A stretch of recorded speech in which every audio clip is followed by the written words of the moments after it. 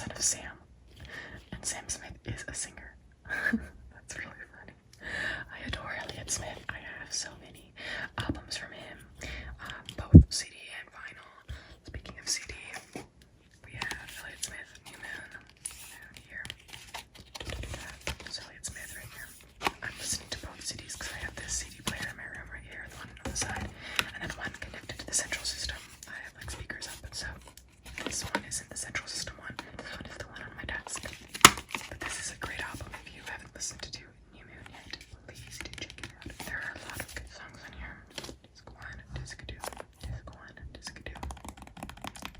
So leaving Sam Smith, getting Elliott Smith behind, we are going to look at Red Hot Chili Peppers pin I have. This is their kind of logo, if you will. And yeah, I guess it's just a simple Red Hot Chili Peppers pin.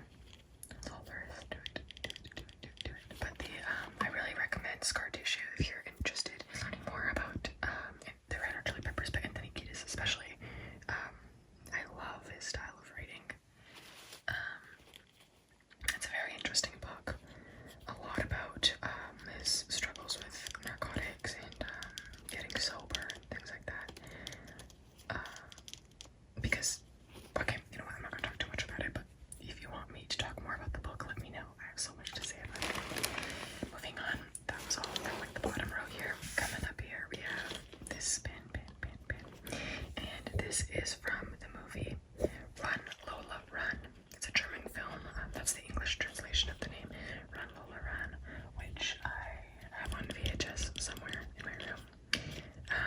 And we also watched this movie because we were doing like a German techno unit, I guess. And we watched this movie with English subtitles, and it's such a good film.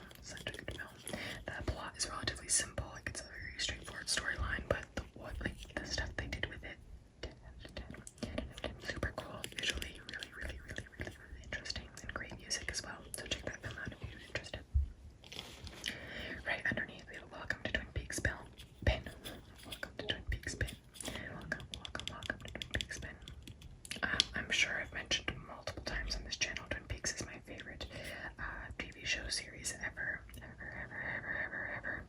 I have it on CD, DVD, you name it, I have it. The music is absolutely beautiful from the series. Right underneath the Twin Peaks, we have a picture here. I've had so many people ask me if it was Bob Dylan, but no, this is not Bob Dylan.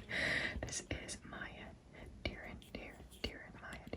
She is my favorite avant-garde filmmaker. I first saw her film Meshes of the Afternoon from 1943, I think, and I absolutely fell in love with her work. So check out Meshes of the Afternoon. It's on YouTube. It's really short. I think it's like less than 15 minutes, but it's a really interesting film, and this is she actually got me into avant-garde film. So 10 out of 10. I keep saying 10 out of 10, but it would be on my back if it wasn't 10 out of 10. Moving up, we have Dave Van Ronk, one of my favorite folk singers and songwriters. Dave Van Ronk was, he was really, I don't want to say like relevant, but he was singing alongside Bob Dylan like during that era, and he never made it as big as Bob Dylan did, but they were friends. They would sing together at certain like clubs and music places, and there's a great film called Inside Llewyn Davis that is kind of based on Dave Van Ronk. There's a totally new character called Llewyn Davis, but he sings all Dave Van Ronk's songs, and at the end of the film there's a guy who looks like Bob Dylan playing at a club, like, you know, so it kind of alludes to the fact that